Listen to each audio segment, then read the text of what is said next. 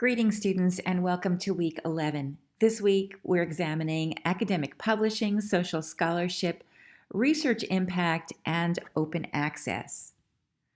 We'll explore credibility and evaluation, this time through an academic lens. We'll take a look at gray literature.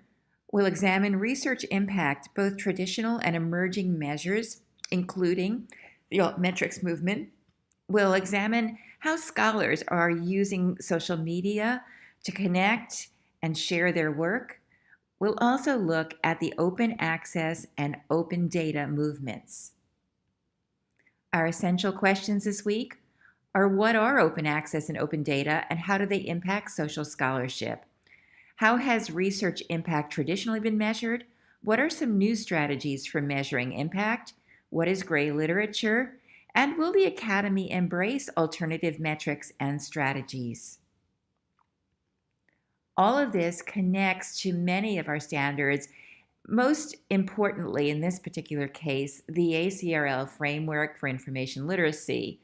One of the major frames, one of the 6 frames, is scholarship as conversation. And just to remind you, the description under that, communities of scholars, researchers, or professionals engage in sustained discourse with new insights and discoveries occurring over time and as a result of perspectives and interpretations.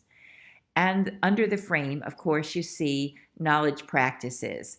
Learners who are developing their information literate abilities, cite contributing work, contribute to scholarly conversation at the appropriate level, identify barriers to entering scholarly conversation, critically evaluate contributions made by others, identify the contribution that particular articles, books, etc. make to disciplinary knowledge, summarize the changes in scholarly perspective over time, recognize that a given scholarly work may not represent the only or even the majority perspective, and the dispositions under the frame. Learners who are developing their information literate abilities recognize they are often entering into an ongoing scholarly conversation, not a finished one, seek out conversations taking place in their research area, see themselves as contributors to scholarship rather than only consumers, recognize that scholarly conversations take place in various venues, suspend judgment on the value of a particular piece of scholarship until the larger context for the scholarly conversation is better understood, understand the responsibility that comes with entering a conversation through participatory channels, value user-generated content and evaluate contributions made by others, recognize that systems privilege authorities and that not having fluency in the language and process of a discipline disempowers their abilities to participate and engage. Consider these themes, these knowledge practices, and dispositions as we examine the various different areas in our academic explorations this week. Marky has a wonderful little video on academic publishing called Publish or Perish. Have you ever heard the term publish or perish? It's still very much the law of the land in academe, but it's become more complicated with promotion and tenure committees no longer just wanting to know if a scholar has been published. They also want to know the impact of the scholar's publications. Let's see how savvy scholars team up with librarians who help them navigate this new publish, impact, or perish landscape. Once upon a time, a newly minted PhD secured a tenure-track position at a prestigious institution of higher education. We won't be too specific about our field of study because scholars in all fields are under the gun to publish, impact, or perish. The new assistant professor was very excited, but also a little nervous. 1 year later, she asked her colleagues where they thought she should publish her first journal article. "Publish in the exclusive journal of scientific endeavor," said one full professor. No, that one's out of date," said another full professor. "Publish in the top-notch journal of scientific inquiry." A third professor advised her, anyone in our field is publishing in the boutique, narrow subfield scientific journal. What was our newly minted PhD turned young assistant professor to do? She hurried to the library, where she consulted her friendly librarian, who showed her how to look up journals in JCR, the Journal Citation Reports database. Together, they searched JCR for the exclusive journal of scientific endeavor, and found out that, although other scholars cited its articles, they weren't scholars from our young assistant professor's field. They searched JCR for the boutique narrow subfield scientific journal. It only published a handful of articles per year. Even worse, the boutique journal ranked in the bottom 25% of journals cited in the scientific endeavor field. The winner was the top-notch Journal of Scientific Inquiry, which published fewer than average number of articles per year, but they were cited so often that JCR ranked the top-notch journal in the top 10% of journals in her field. It was perfect for the young assistant professor. She submitted her manuscript to the top-notch Journal of Scientific Endeavor. It was accepted with minor revisions. Our young assistant professor was off to a great start on her journey toward tenure and promotion. As the years passed, our young assistant professor published more articles. Helping her to choose a journal in which to publish her articles was JCR. She searched JCR, checking its journal-level metrics to determine which journals in her field of scientific endeavor had the most impact. That is, journals that her peers read and cited in their articles. She was careful to choose journals that were ranked in the top 10% in terms of numbers of citations to their published articles. The full professors in her department told her she was doing very well. One day, her department chair called her into his office and said, "You only have 2 years before the Promotion and Tenure Committee decides your fate. Are your peers citing your publications?" The professor was shocked. It's not enough just to publish? They want to know if people are citing her publications as well? Quickly, the professor ran back to the friendly librarian. "Don't worry," said the friendly librarian. "We'll look at your bibliometrics and see how you're doing." They started with Web of Science and saw that the professor was becoming known despite being so new to the field. Friendly librarian said, "Give me some names of your young assistant professor colleagues, scholars who received their PhD at about the same time in your scientific endeavor." Our young assistant professor volunteered a couple of names, the friendly librarian showed her how to compare herself to the others, and our young assistant professor was both pleased and relieved that her bibliometrics were higher than her colleagues. And so it continued for 2 more years. The young assistant professor worked day and night, researching, teaching, collaborating, and writing. One day, her chair told her to compile her promotion and tenure dossier, making sure she included evidence that people were reading her latest publications. Off she went to the library. "Don't worry," said the friendly librarian. "We can check your altmetrics in Scopus and Public Library of Science to see what people are saying about your most recent publications and how many times they've downloaded them." Together they dug around and discovered that her latest articles were getting a lot of buzz. The assistant professor added this information to her dossier. She submitted her dossier to the Promotion and Tenure Committee. They put it under the microscope, checking everything and giving her promotion and tenure case a stamp of approval. Up went her dossier to the chair, the dean, the provost, the president, and the regents. Everyone agreed she had done her job well. She was granted tenure and crowned an associate professor. The end. I think you can see the role of a librarian in advising a new professor. And also, let's think a little bit later in this lecture about the role the librarian plays in advising a new undergrad or a graduate student in academic research relating to bibliometrics and also altmetrics, which we'll look at a little bit later in greater depth. What Markey says about academic research. She says library users search citation databases not only to find relevant sources on topics, but to access the research impact of a particular journal article, or a particular researcher's publication record. Especially interested in research impact are college and university faculty who participate in employment, tenure, and promotion decisions. As the video shared, this is the bread and butter of academics. They pay close attention to it. And if you're an academic librarian especially, you need to be aware of what keeps professors and graduate students and doc students up at night. Let's take a look at some vocabulary. A refereed journal is a journal subject to detailed peer review following a defined formal process according to a uniform set of criteria and standards. What is peer review? It's the process of using predetermined reviewers or ad hoc reviewers who individually read a submitted manuscript and prepare a written review. A single blind peer review is the identification of the reviewer is not revealed to the author. In a double blind peer review, the authors and the reviewers both remain anonymous. What is systematic review?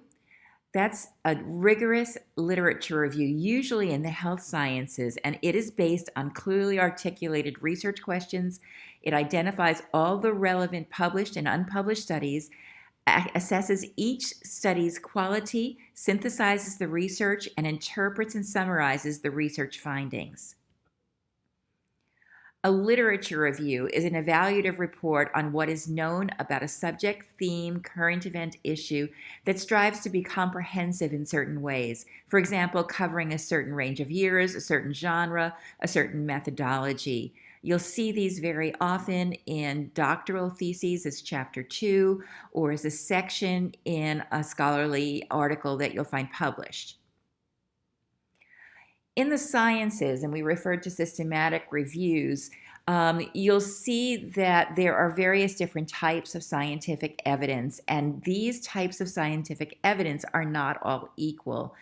A gentleman by the name of Andy Brunning is a chemistry educator located in Cambridge, UK, who's done these wonderful rough guides on his compound interest site. There's lots of infographics there. But I like the two I'm going to share with you that talk about the strength of scientific evidence, starting with very low strength of weight, which is anecdotal and expert opinions, moving forward into case studies and case series, and then case-controlled studies, and then moving all the way up to randomized controlled trials and systematic reviews.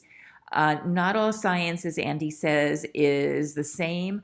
Some evidence is ranked higher in the science community than others, and your awareness will help professors and students decide on which type of evidence, which articles to use in their research.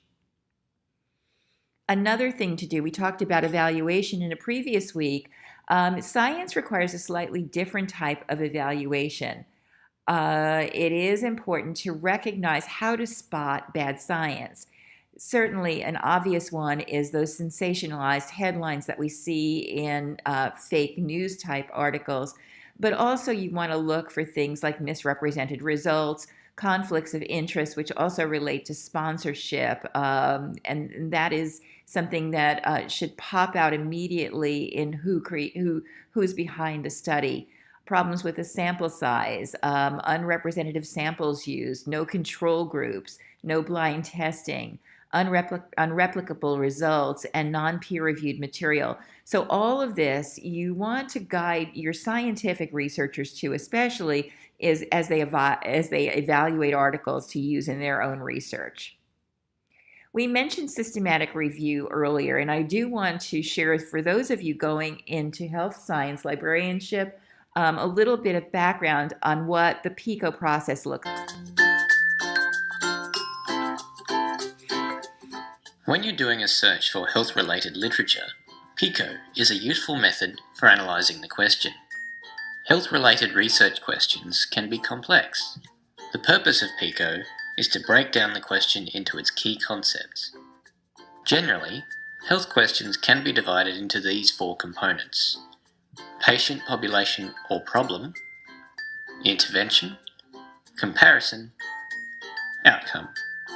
Okay, let's break down a question using PICO. In this example, smokers are our population group. E-cigarettes is our intervention or variable of interest. In this example, this is a type of treatment. Intervention can also be a diagnostic test, risk factor, or preventative strategy. Nicotine patches is our comparison treatment. Quitting smoking is our measurable outcome of interest. Other examples of outcomes might be decreased rates of smoking-related mortality or lower incidence of lung cancer. Now that you've identified these key concepts, it's time to use them to develop a search strategy. So, how might you go about a search using the PICO process?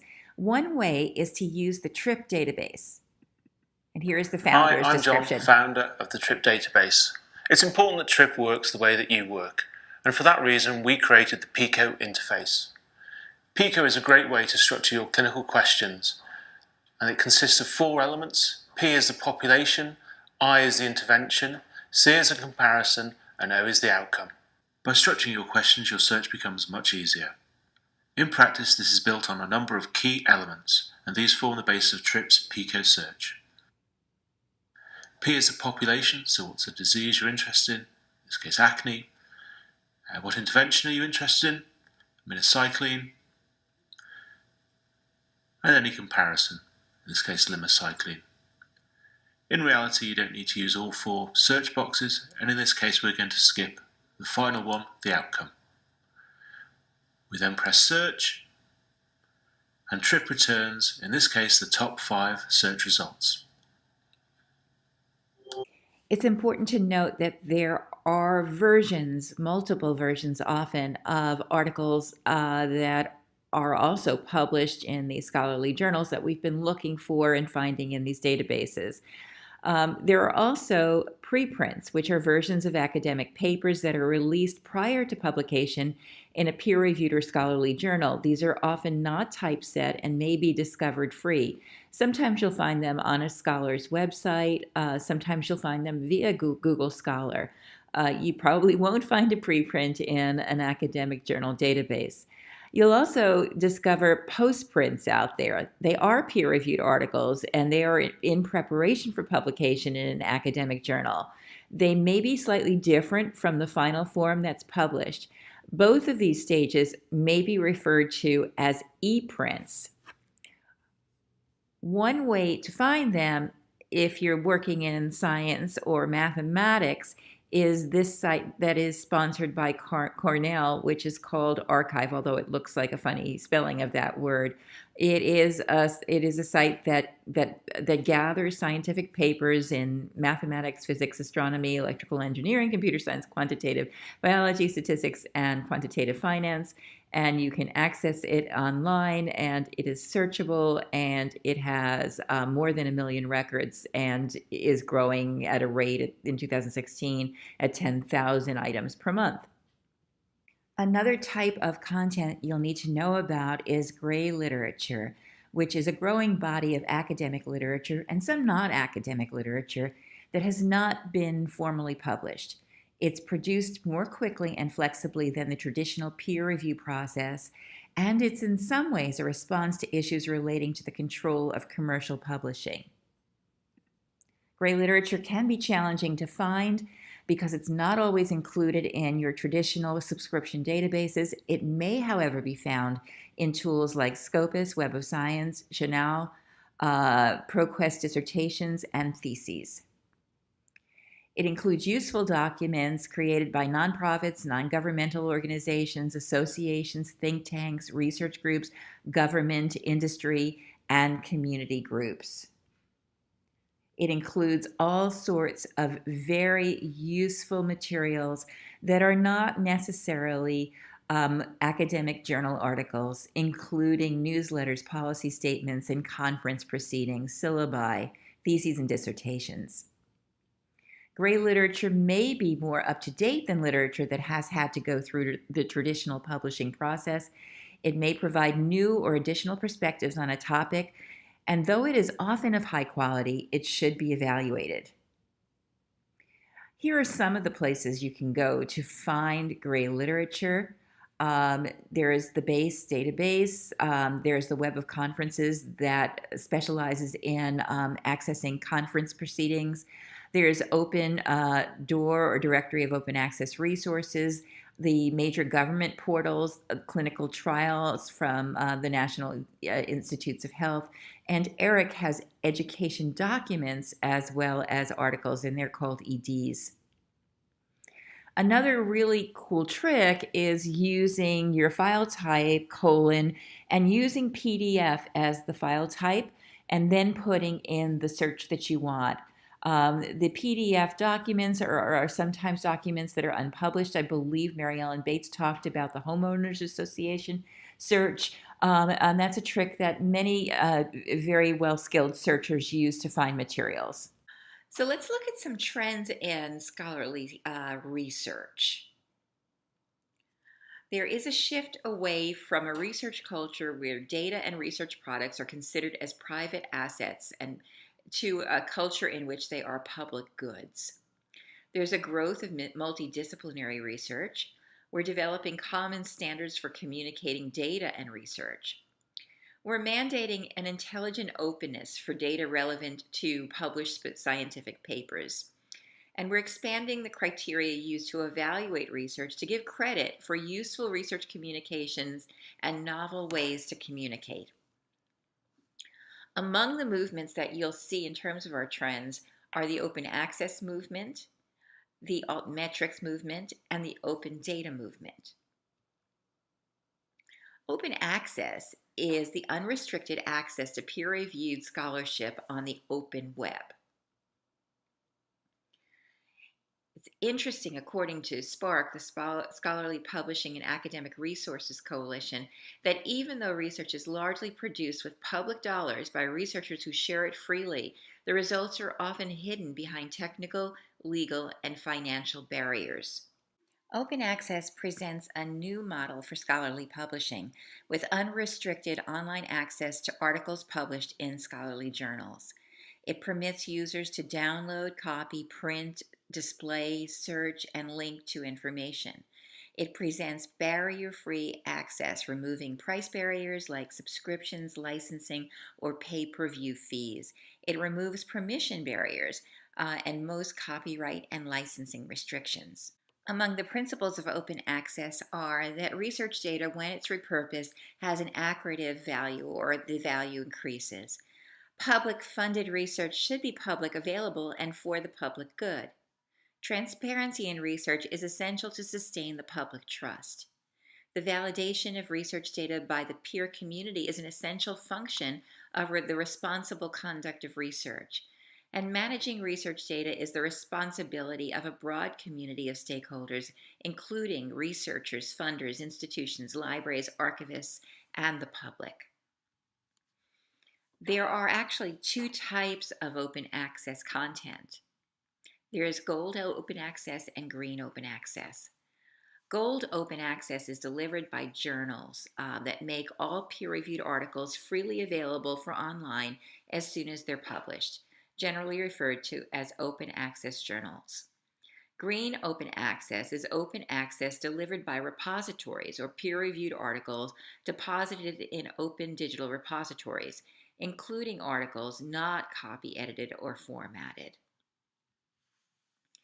What makes open access possible is that authors are the copyright holders for their work until or unless they transfer their rights to someone else, like a publisher. Scholarly journals generally don't pay authors for their research articles, which frees this special tribe of authors to consent to open access without losing revenue. Among the benefits of open access, OA benefits authors as well as readers. All authors want to cultivate a larger audience and greater impact. Open access increases a work's visibility, retrievability, audience usage, and citations, which all convert to career building, especially on the part of an academic. Readers can freely access scholarly articles to read, copy, download, distribute, print, search, or link to the full texts of those articles. Super discusses the scope of open access content. It is not limited to the sciences. It extends to the arts and the humanities as well. It's not limited to publicly funded research, but includes privately funded and unfunded research as well. It's not limited to present and future publications, but also includes past publications. It's not limited to born digital work, but includes work digitized from print, microfiche, film, and other media. It's not limited to text, but also includes data, audio, video, multimedia, and executable code.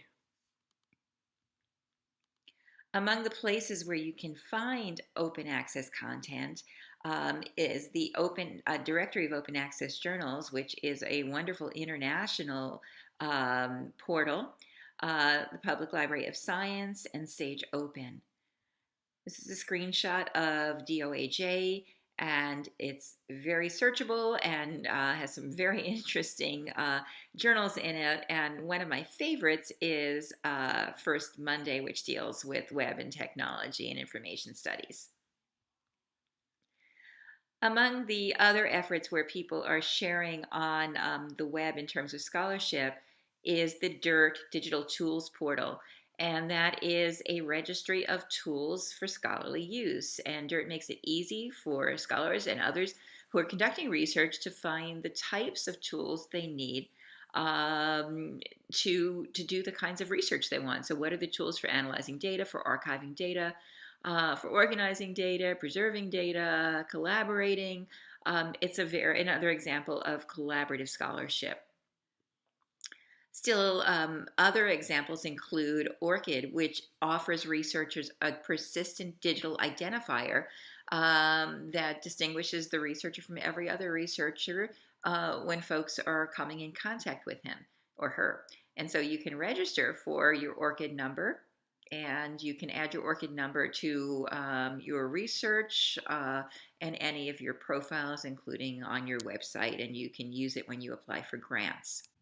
Major universities are going to great efforts to establish repositories of the publications of their scholars.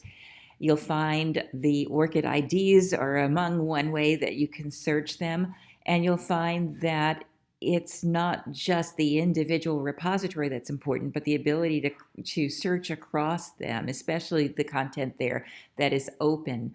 Open Door is a global directory of open access repositories and their policies. You'll see that I searched for our own Rutgers repository, and the RU core is located. There's a little image of it down there. And so it's important for you to be able to search across university content. Some of this stuff is gray literature, and some of it is not that easy to find. There's another one called BASE, which is from Bielefeld University, the Bielefeld Academic Search Engine. It's one of the largest search engines for academic web resources with 120 million documents from more than 6,000 sources. You can access full text for about 60% of the index documents that are open access. Beyond open access, you'll find that folks are figuring out ways to make journal articles that are behind paywalls available in both legal and some illegal ways. One legal approach is called Unpaywall.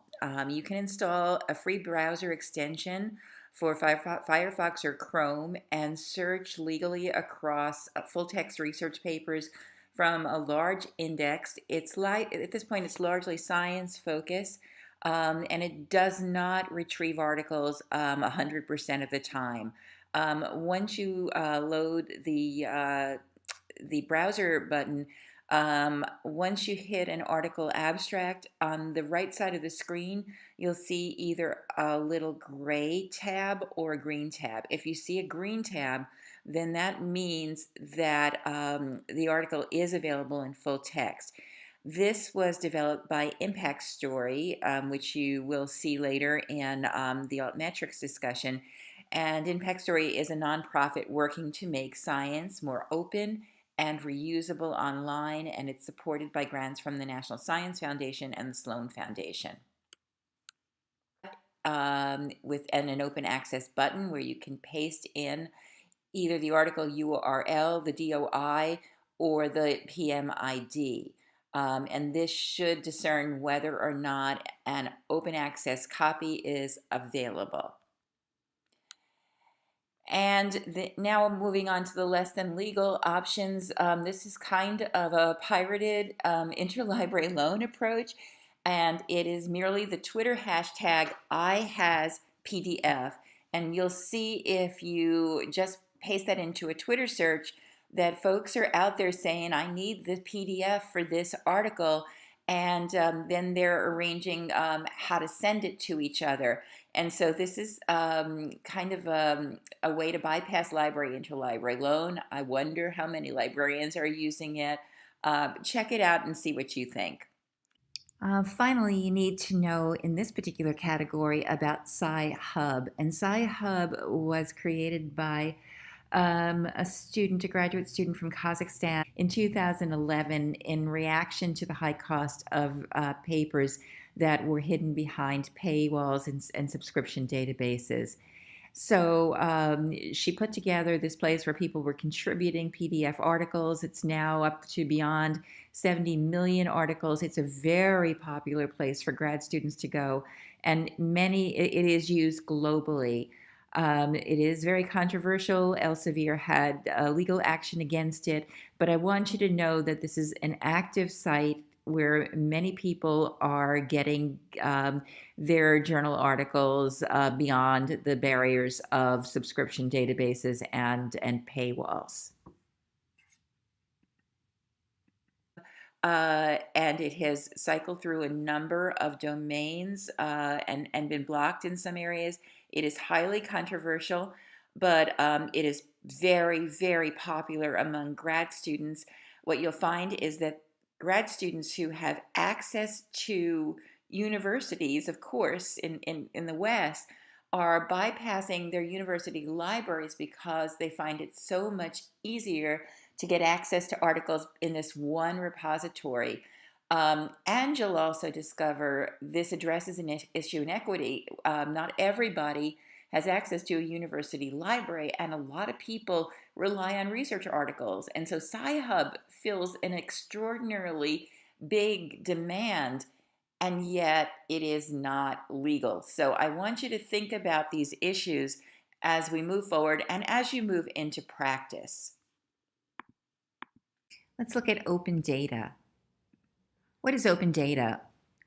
Open data is freely available on the internet, permitting any user to download, copy, analyze, reprocess, pass to software, or use for any other purpose without financial, legal, or technical barriers other than those inseparable from gaining access to the internet itself.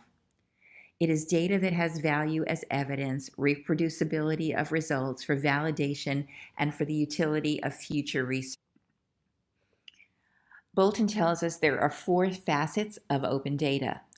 Data must be accessible, readily found. It must be intelligible. It must provide an account of the results of the scientific work that is intelligible to those wishing to understand them.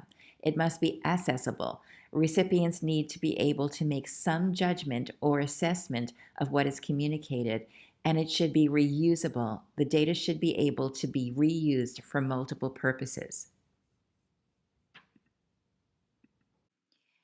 In Science as an Open Enterprise, Bolton et al. Describes open data as an urgent issue and a realizable aspiration, suggesting that open data will close the concept data gap, maintain the credibility of science, exploit the huge data deluge and computational potential, combat fraud, address planetary challenges, support citizen science, respond to citizens' demands for evidence, and restrain the database state. Folks argue about whether open data is good or bad. Of course, in terms of its benefits, it will facilitate diverse analytical perspectives, enable replicable experimental studies, identify errors in research, refine or revise theories, reuse data in order to create further understanding or improve results, stimulate effective collaborative research among scholars across countries and disciplines, and boost investment of research in digital technology. There are some dangers. Folks worry that there's a potential threat to privacy infringement with the unintentional disclosure of personal data. People worry about data theft and academic fraud, as it's easy to cut and paste in open data. They worry about the lax quality and control of open data and ethics that potentially could go afoul. Scholarly research has been impacted by collaborative information seeking. In fact, there are a number of portals in which scholars share their resources and work together in groups, and these are just a few of them, and I encourage you to visit a few of these. And then we have traditional metrics for scholarship that you may be aware of, and let's take a look at some of those. Traditional metrics for scholarship involve the publication of scholarly articles, the presentation and publication of conference papers, invitations to present papers, and the number of citations that your work receives. Bibliometrics is a study of this. It's the statistical analysis of written products of academic inquiry, scholarship, and research, especially in the form of journal articles, books, dissertations, theses, and conference papers. Simply put, it's a set of quantitative methods used to evaluate scholarly literature and scholars. There are article level metrics, which they're measures used to evaluate the impact of an article in a scholarly journal. There's the H index, which is an article level metric that's used to evaluate the impact of journal articles. An author with an index of H has published H papers, each of which has been cited by other papers H times or more. And there are some equations to help us figure that out. There are also journal level metrics. There's the Journal Impact Factor, or JIF or JIF, and it's one measure of journal prestige based on the frequency with which the average article in the journal has been cited in a given period of time. JIF can sometimes be manipulated by authors who cite their own work or play politics by heavily citing the work of peers to increase their research reputation. There's also something known as the eigenfactor. It's a score developed by Jevin West and Carl Bergstrom at the University of Washington, which rates the total importance of a scientific journal, according to incoming citations from highly regarded or ranked journals, weighed to make a larger contribution to its eigenfactor than those that are poorly ranked journals. And you'll see these in a number of the sources that are coming up. So we used to have these really thick books that were released in paperback, quarterly editions and bound annually. And these were kind of invented by Eugene Garfield, who is a founder of the bibliometrics movement, who leveraged citation data, how many times an article that you were holding was cited by other scholars or another article that you're interested in. And it helped us follow the citation chain or pearl growing before we had digital resources. It's interesting to note that although Garfield was noted as the founder, Shepard's, which was in the legal world a case citator, preceded things like the Science Citation Index, which Garfield launched in 1964 as a print source, the Social Citation Index, which came afterwards, and the Arts and Humanities Citation Index. These were major tools for librarians back in the old days when I was a baby librarian. But now we've moved to what's called a few sources that measure citations. And one of them is the Web of Science, which I believe many of you looked at in the Rutgers databases earlier in the semester. Web of Science covers a huge core collection, which is not only science, as you can see, it's social science, the Arts and Humanities Citation Index, as I mentioned before, conference proceedings, the Book Citation Index, current chemical reactions, and Index Chemicus. And you can see some of the indexes that are involved in the circle around it. So Web of Science allows you to do a cited reference search. And basically, if you play around in there, you'll discover that it helps you find an author's citation count. It lists papers that cited that author or that article. It notes the times that the article or the author was cited, and it identifies highly cited papers. This is just another look inside, and you can see that very often authors go by a number of names, and you can add all of those names to the search and gather them together. And you can also see some metrics about articles in a very direct way. So when you're working with a researcher and you are the information professional or the librarian, you can kind of discover which are the seminal articles, the ones that are most important to cite in many cases, and who are the seminal authors. Web of Science also has within it journal citation reports, which evaluates journals and their impact factor.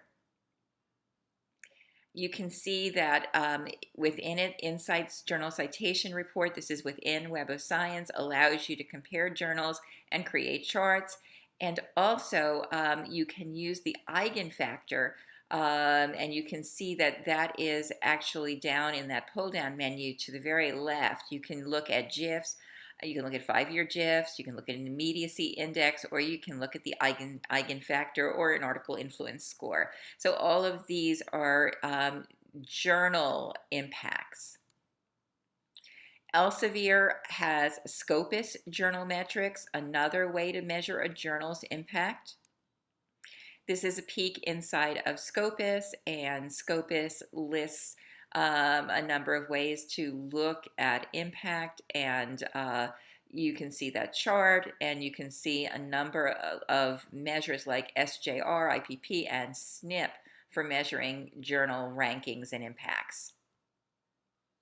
This is just another look inside of Scopus and journals by rank, and you can see on the left that's a list of journals and a ranking number, and you can see that there's a journal number 1, which is Cancer Journal, and then the New England Journal of Medicine is number 2 in chemical reviews, and then Lancet and Nature reviews. These are the journals that people most respect.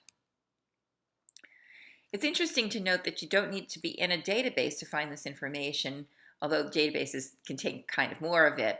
But Google Scholar also lists a journal ranking within different areas of study. So the top one there is kind of overall, and then I looked at humanities, literature, and arts in the one that is on the bottom right, and you can see the Journal of Communication is on top in that one. So you can find this outside of databases as well. Similarly, you can find rankings for scholarship. Mine is not very impressive, but this is my Google Scholar profile. Any person who sets up a Google Scholar profile can add citations to it. And actually, that's my ResearchGate profile. This is another collaborative space where people can ask me for the articles that I've written.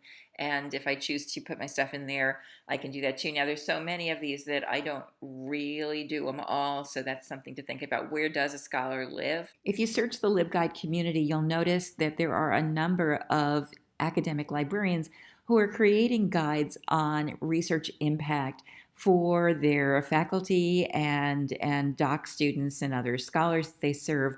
This is an excellent one from Cornell University, and it would be a great way for you to get up to speed on some of this, as well as a model for creating your own LibGuide as an academic librarian. We're also seeing some technology that help people understand their academic impact. This is Publish or Perish, and it is a downloadable piece of software that uses Google Scholar data to calculate metrics in terms of your total number of papers, the average total number of citations, average number of citations per paper, and the indexes that we just talked about. So if you know somebody who is a scholar, you might want to recommend this to them. So those are the traditional measures of bibliometrics, but you need to know that there are possible new metrics coming along. So in addition to those measures that we look at that have a lot to do with citations, what measures now exist in a social media world? Certainly there are article views, but there's also downloads from those social media sources like ResearchGate and other academia.edu, for instance. What about the tweets that people do or tweet about your research, your presentations, and your publications? How many times your blog posts have been viewed? How many times people have commented on your blog posts, specifically when those blog posts talk about your research? What about videos, and especially TED Talks? How many times have your TED Talks been viewed and bookmarked and commented on? What about infographics and research posters that have been viewed or even developed based on your research? How about visits to your CV? How about your SlideShare or Google Slides? How many times have they been viewed and how many times have they been downloaded? How about your collaborations on the various different portals for social scholarship like Bibsonomy and Mendeley? How about the followers you have on your blog or Twitter people who have bookmarked your work, conversations around your work on forums, likes and favorites and shares and clicks and all sorts of other ratings. So you see there probably are other ways to measure your impact. And a lot of people are arguing that it's not just bibliometrics, it's not just research impact, but potentially that social impact matters a bit. There was an article that I liked that reinterpreted Ranganathan's 5 Laws of Library Science, which I hope you're familiar with. Books are for use, every reader his or her book, every book its reader, save time of the reader, the library is a growing organism. They reinterpreted that in terms of research impact. Research is for impact. All research impact its artifacts. All research artifacts their impact. Save the time of the researcher, and research impact is itself a growing organism. Let's talk about how research impact may be measured in the future and how it's currently being measured in an emergent way. I'll play a little bit of this video for you. In the dark hours of the 21st century, scholars rushed to the gates of powerful publishing corporations with the obligation to increase their scientific impact factor with obscure citation counts, opaque and unaccountable methods, mysterious H&M indexes, allowing approximations, gaming, and fatal errors. And as they wait for anonymous reviewers to cast their final vote, 90% are hit by the scythe of rejection. Rejection. Rejection. Realizing they can liberate science, pioneering underground scholars engage with the internetatron and peer evaluation. They understand the value of spontaneous sharing. Their communications are dated and stamped by caring hands, encapsulated with portable private or public peer reviewing features, and the dissemination journey may now begin.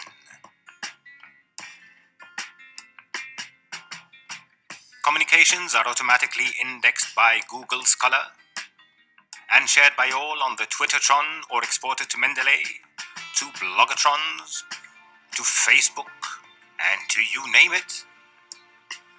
And as crowdsourced dissemination and peer reviewing take their due course, Total Impact uncovers the invisible impact of research, tracking its footprints across Mendeley, PubMed, Dryad, SiteYouLike, PLOS, research blogs, Twitter, Wikipedia, SlideShare, SourceForge, GitHub, and a growing host of non-traditional dissemination channels.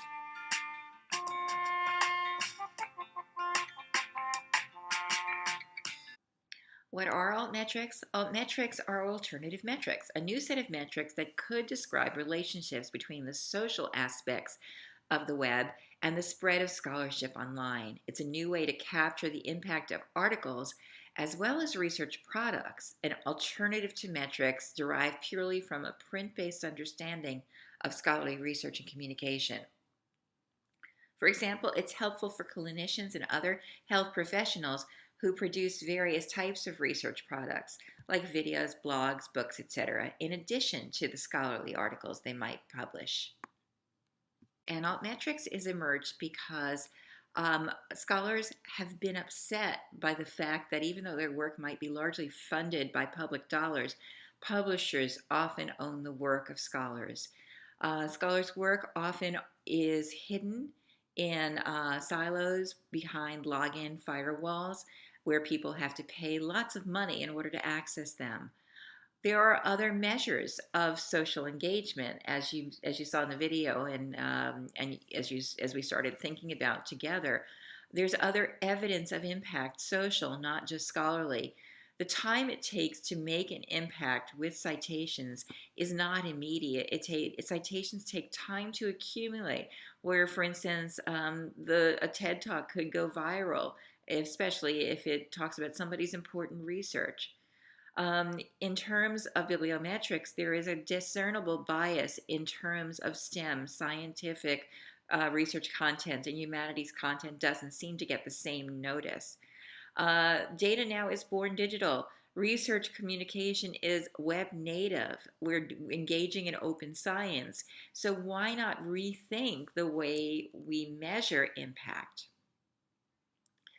There are a couple of blog posts I did a while back on following scholars on Twitter and the notion that academics are participating in new spaces.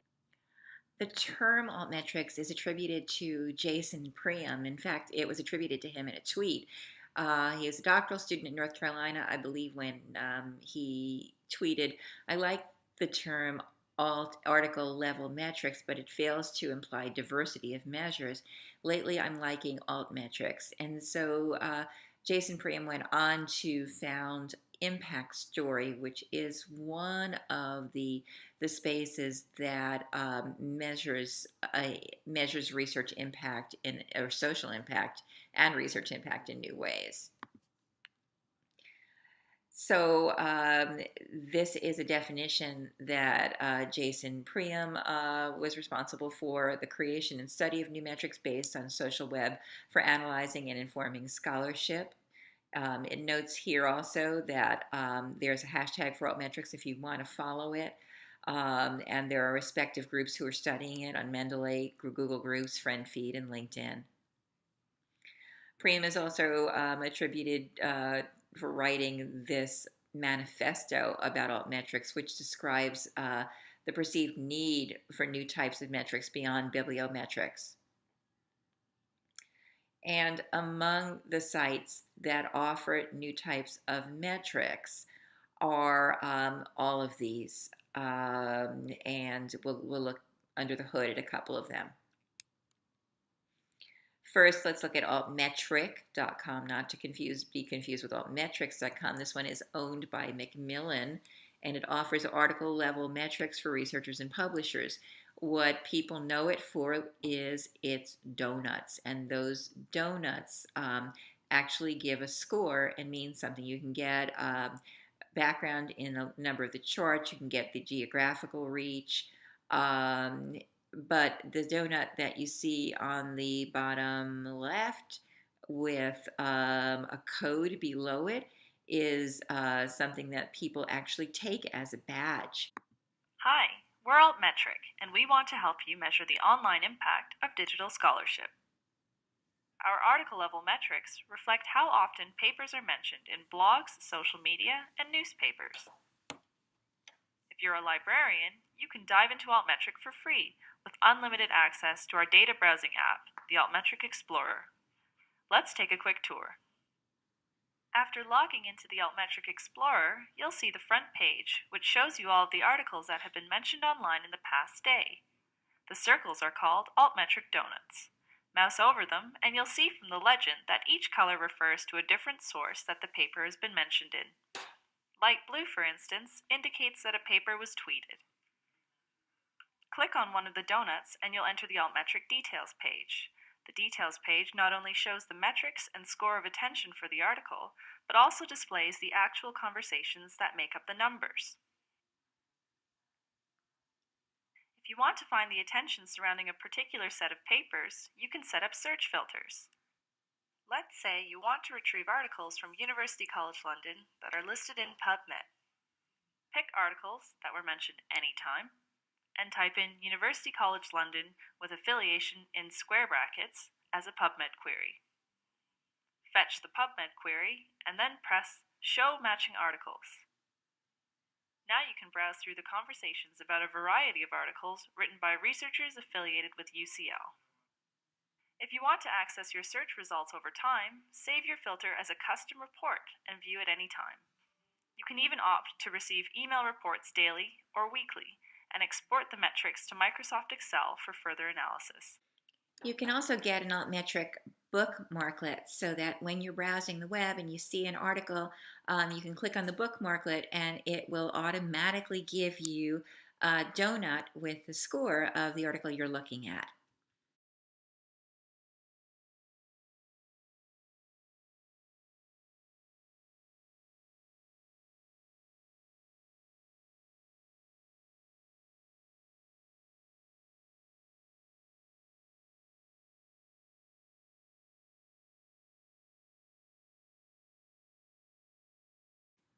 In addition to Altmetric, you have Plum Analytics, which also measures impact in you can see the red on the bottom is citations, but also a number of social media impacts. Usage, captures, mentions, and social media. And if you click on any of those within an article, you get one of those windows that you see on the right appear, which gives you analytics in terms of how it was received in that area of impact. And then in addition, you've got Impact Story, which is the one that Jason Priam is associated with, which also, this is an open source tool which helps you analyze the types of mentions that a particular piece of research has. So yes, there are definitely risks and benefits. It's a double-edged sword when you're looking at altmetrics. On campus, people argue about it all the time. People say they don't have time for another type of metric. They don't believe this is recognized as legit. Folks believe this area is in its infancy, or maybe it's toddlerhood. There's really actually limited awareness of this measure. There's a bias a bit against public library of science scholarship and crowdsourced evaluation. There's inflexibility relating to harvesting and feed options in terms of a promotion and tenure process. At this point, I believe there are too many competing systems. We've got this data in a whole bunch of different silos depending upon where you as a scholar want to play. There is at this point a lack of standards in the way we're measuring these things and in the metadata. University traditions die hard, and a lot of our scholars do not want to change the way they've measured things for a very long time. And some scholars wonder if it could negatively affect their reputation if they engage in altmetrics activities. There are some concerns that have to do with lack of authority and regulation for quality control. How do we distinguish between good articles and poor articles if popularity is one of the measures? How do we disambiguate authors? As I mentioned, ORCID is a useful way to identify authors with their unique numbers. There's disciplinary variability. Only particular disciplines might really be interested in this kind of academic credentialing. So what's next? Researchers have to ask if altmetrics is really important or just some buzz that's going on right now. Could we correlate between altmetrics and existing measures like bibliometrics, which you saw in many of those portals? Can we predict citations from altmetrics and compare them with expert evaluations? And what is the role of the librarian and the librarian in educating and training researchers, providing objective perspectives on the pros and cons of altmetrics, finding a balance and negotiating between altmetrics and traditional impact metrics? In our discussions this week, I hope you'll take a look at some of these places where scholars either collaborate or where their work is measured in terms of new types of measures. In summary, we looked at credibility and evaluation through an academic lens. We looked at bibliometrics. We looked at altmetrics. We took a little look at gray literature.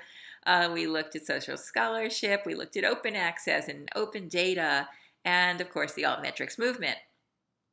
And next time we meet, we're going to be talking about teaching and guiding and engaging, and how do we get our excitement about search over to our patrons, users, and students. So I will see you in the threads this week, and I'll see you as we talk about designing instruction.